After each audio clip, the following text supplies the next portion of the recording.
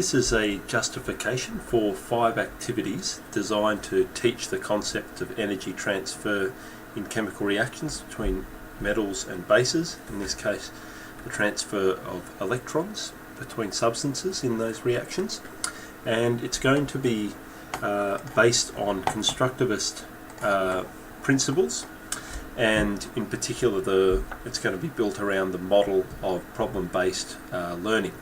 So in constructivist principles we have the notion of the zone of proximal development, whereby a person can learn new things up to a point whereby they need assistance beyond that point in order to keep learning, and that point where they need assistance is their zone of proximal development.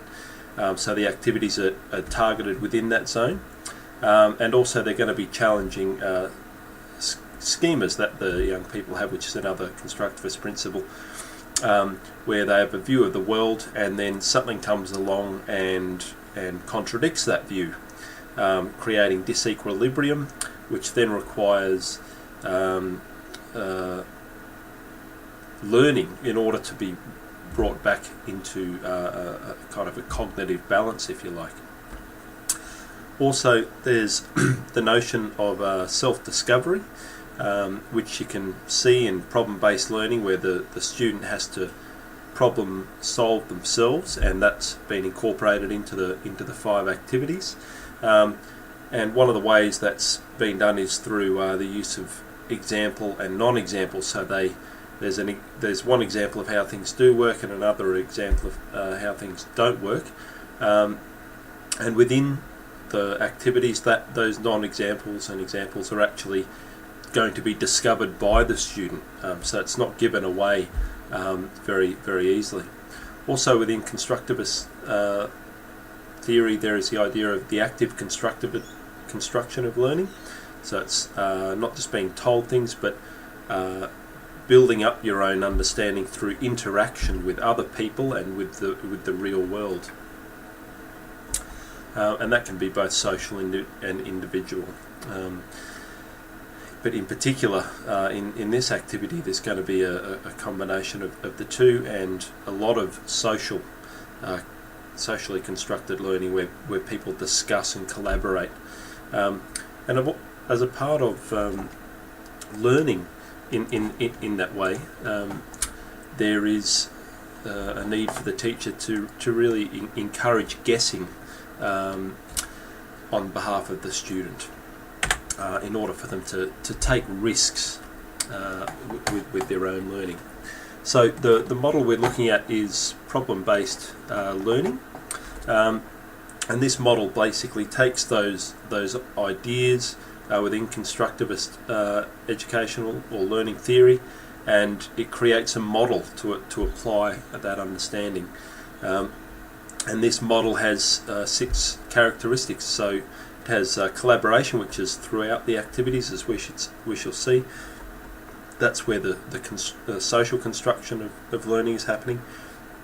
The activities themselves are authentic. They're relating to the real world that the student lives in. Also, they involve problem solving. So in order to basically solve the conundrum that's being posed to the students, they aren't just simply told how to basically solve the conundrum, but they have to problem solve themselves. So that involves the guessing, the risk taking, and the experimentation. Also, they're producing an artifact. It's a component of the problem based learning model, and that's very important because it's a real world product that reflects their understanding.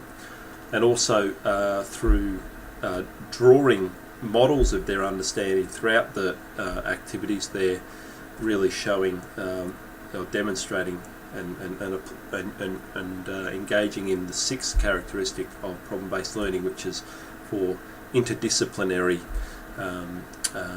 tasks and so on. So obviously here, representing their thinking with through drawing, through writing, and in some cases through mathematical equations. So the 5 activities themselves involve, first of all, a cell puzzle. So they're given a number of materials, and the puzzle itself is engaging the student in problem solving.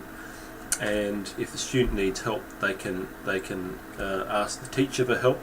The aim, of course, is for them to create an electrical current using these materials, and hence demonstrate to themselves that by mixing these materials in the right way, they can actually produce an electric charge. Hence there's energy transfer in reactions, which they'll consolidate that understanding as they go. But the teacher should really only use probing questions to help the students, according to Clark in 2007.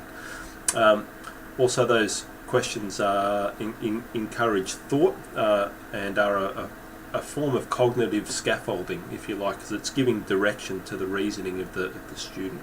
And in this cell puzzle, there'll be example and non-example, because the students have been given salt water and fresh water. Of course, in the salt water, the student has a chance of producing a circuit or producing an electrical charge.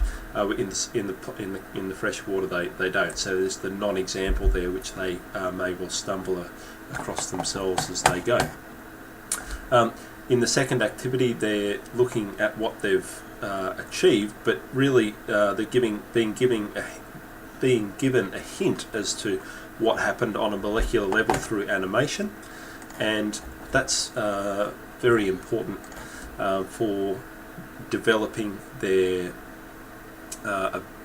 visual thinking capacities and their visual observation skills. And it also applies what Tasker et al. Were suggesting in 2002, with starting with a macroscopic demonstration of a chemical reaction, looking at it at a molecular level, then translating into symbols and chemical formula in order to develop their learning of a scientific concept. And of course, that's the second phase of activity number 2, where they, after they see the hint at a molecular level in animation form, they then draw a model which represents their understanding. And also, basically, Bill Bacati in 2008 suggested that this is very important for the development of their visual perception, which is important in science. Now, of course, the third activity, the presentation and discussion, is really where the students are self-assessing their own understanding and each other's, and the teacher is actually basically also assessing where they're at, and the teacher is getting a sense of the zone of proximal development, if it's moving forward or if it's changing. And this presentation by each group to the class and the discussion is really a form of informal assessment, which is being integrated into their learning throughout the activities. This is one example. And according to Tregast et al. In 2001, this is a very important part of consolidating their learning as they go. And of course, it does give the teacher a chance to look at the thinking and to challenge misconceptions. And as we can see over here, it's quite likely that the students will have some misconceptions. Of course, here we've got Garnett and Hackling in 1995 talking about the kind of misconceptions that students have to do with electricity and energy transfer. And of course, here we have students thinking that it's actually the protons that constitute the electrical current. So the teacher may see that come up.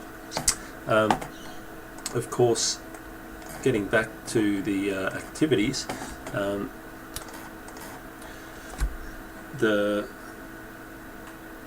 teacher is able to challenge those misconceptions and develop the thinking of the students through the probing questions, and then they can move on to activity number 4, where they design and build their own iPod charger This charger challenge is basically, it's authentic because it's about charging an iPod, which they use and want to use in the real world, and they'll have to apply hypothetical thinking, they'll have to revise, adapt, modify, experiment, and so on. According to Deci, Zhang and Reeve in 2010, again, as the teachers using those probing questions to help them through this task, with the new set of materials, some similar to the previous task, according to Deci et al. 2010, the teachers' probing questions need to ideally be carefully balanced between providing autonomy, support, and structure. So support for the decisions of the students themselves in autonomy, support, and structure in the form of the right type of question to guide and guide their rational reasoning and thinking. So the result of that charger challenge is they either can or cannot charge an iPod, and then that brings them to the final consolidation activity, number 5, where again they're expressing their understanding through interdisciplinary skill, visual, the written, verbal and symbol systems, to demonstrate their understanding of what they have just done, and by using both their imagination and reasoning through these annotated images. Tytler in 2007 suggests this is a very important combination in the act of learning a new concept. Also, it allows the students to see their own progress from those earlier models that they drew and how their understanding of energy transfer is developing. And such advancement is a pillar of intrinsic motivation, according to Skrzlowski in 2011.